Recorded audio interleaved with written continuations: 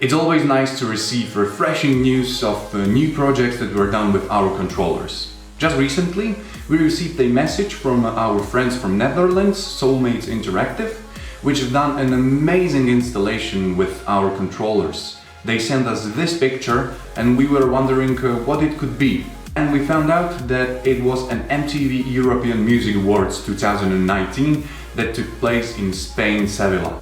We are used to large projects. We've done many TV shows here in Slovakia and abroad, and the biggest one today is Eurovision Song 2018, which we've done in Portugal.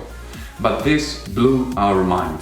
650 meters of digital strip and 250 meters of analog tape. All this controlled with several Mr. Dimmers and SPI Matrix controllers. This installation is a very good example of one particular feature in our software, which is called screen grabbing. You set up the dimensions and the position of the rectangle that you want to grab from the display or from a virtual monitor, and this will be then outputted onto your LED strips.